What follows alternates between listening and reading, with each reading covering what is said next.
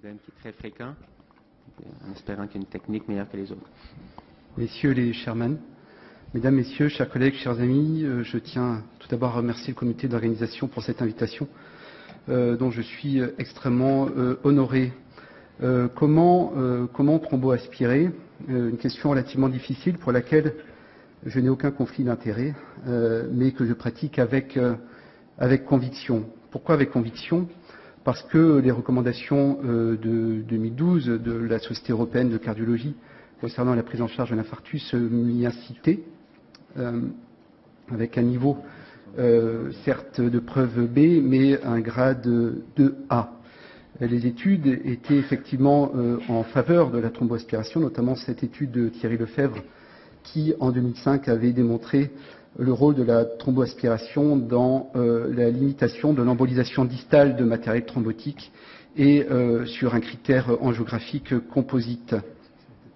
Vous connaissez l'étude TAPAS qui, en 2008, sur différents critères, notamment le blush myocardique, la résolution du segment ST et la diminution du sus-décalage du segment ST, était tout à fait positive, en sachant que pour ces trois paramètres, l'amélioration de chacun permettait de réduire la mortalité et la survenue d'événements cardiovasculaires majeurs.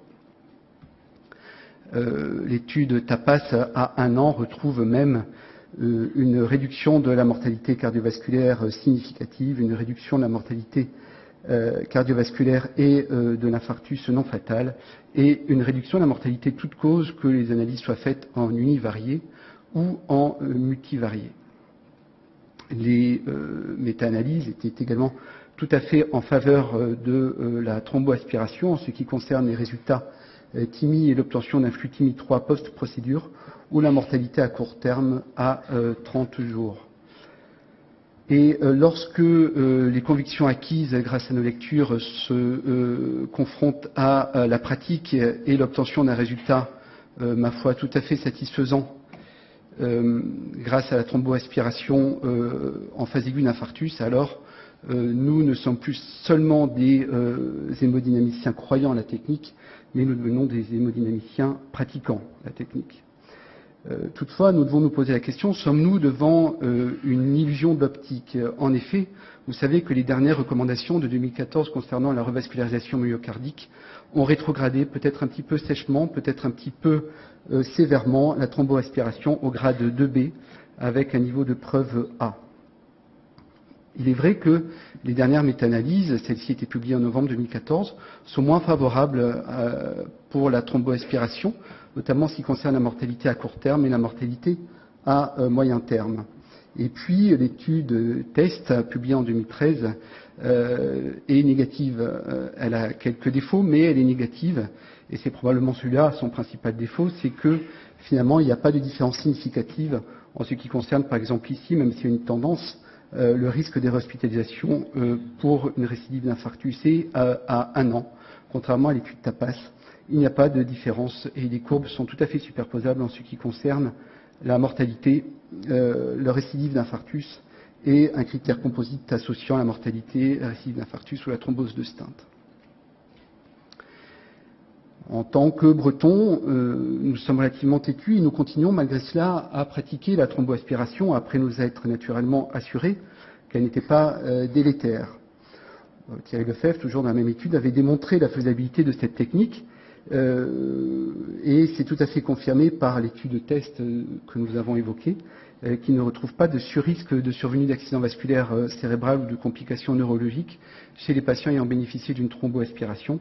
De même, il n'y a pas de surrisque de perforation ou de tamponnade.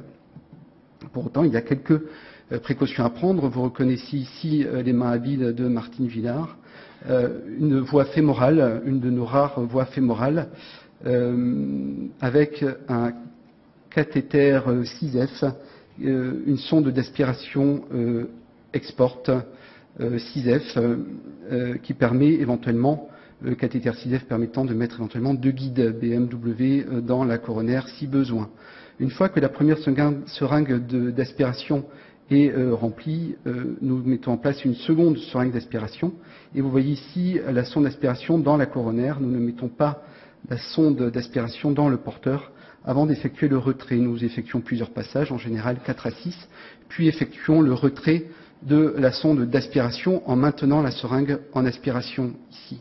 Une fois que le retrait est fait, il convient de purger le désidé, le Y, la valve anti-reflux, et de s'assurer, avant d'injecter la coronaire pour évaluer l'efficacité de notre aspiration, du retour à une courbe hémodynamique tout à fait significative et tout à fait correcte, afin d'éviter d'injecter un thrombus qui aurait pu éventuellement rester dans le porteur.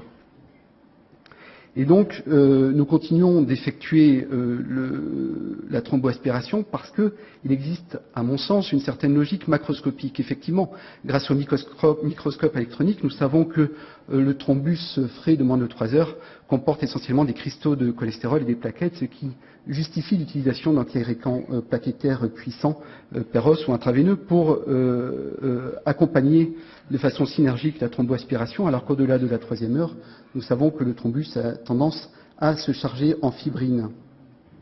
Pour autant, les cardiologues et hémodynamiciens qui pratiquent la thromboaspiration savent qu'il n'est pas rare, lorsque l'on filtre nos cathéters d'aspiration, de retrouver des thrombus parfois volumineux.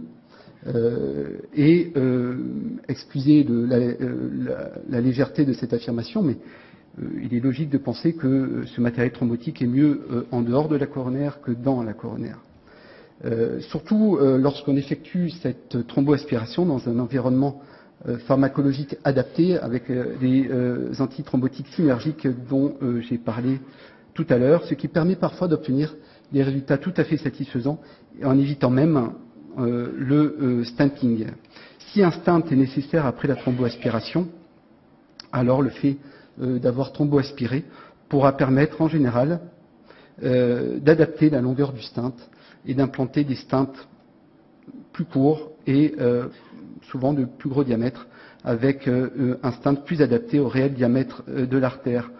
En conclusion, malgré quelques réserves, il persiste une certaine logique macroscopique, à notre sens, à poursuivre la thromboaspiration, qui doit naturellement être pratiquée avec certaines précautions dont je vous ai parlé tout à l'heure, et c'est peut-être pour cela que je n'ai pas voulu vous montrer des histoires de chasse de cathéters intubés jusqu'au segment moyen de l'artère coronaire droite pour aspirer un volumineux thrombus, par exemple. Il faut utiliser certaines règles dans la thromboaspiration qui doit, à mon sens, être pratiquée avec une réelle conviction. Je vous remercie.